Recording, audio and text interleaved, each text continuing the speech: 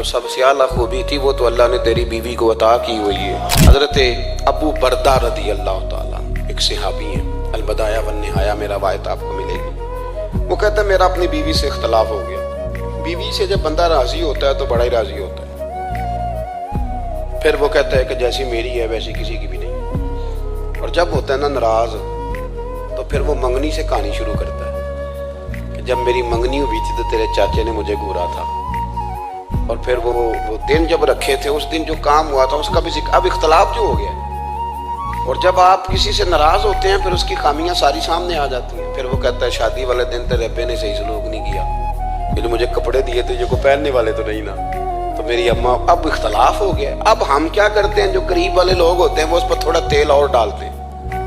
وہ کہتے ہیں نہیں تینوں تو جے پتہ ہی نہیں، مجھے تین بڑیاں گلاں دا پتہ ہی نہیں، تو تے شادی تو 15 دن بعد سعودی عرب ٹر گیا ساڑھے کو سن کہانیاں، ہم تمہیں بتاتے ہیں تاکہ تباہی اور اترے۔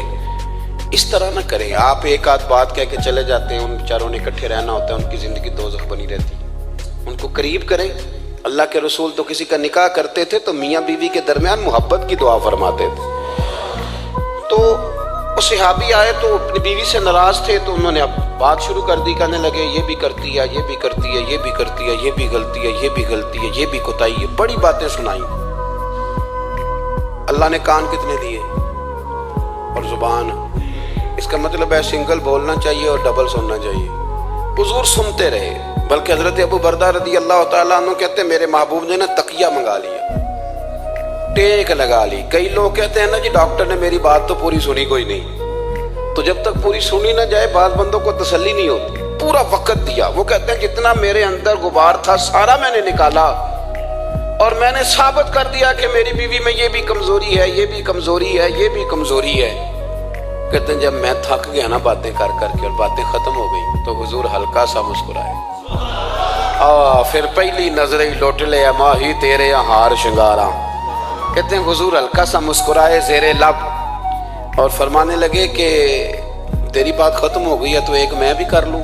تو نبی کریم صلی اللہ تعالیٰ علیہ وسلم فرمانے لگے صرف ایک بات کا جواب دے، صرف ایک۔ حضور فرمانے لگے کوئی خوبی بھی ہے؟ کہتے میں تھوڑی دیر چپ رہا، عرض کی یا رسول اللہ صلی اللہ علیہ وسلم آپ حکم کریں۔ تو حضور فرمانے لگے اپنی بیوی سے کبھی بوس نہ رکھو، اگر تمہیں اس کی خامیاں نظر آئیں تو اس بات پر توجہ کرو جو اس کے اندر خوبی ہو۔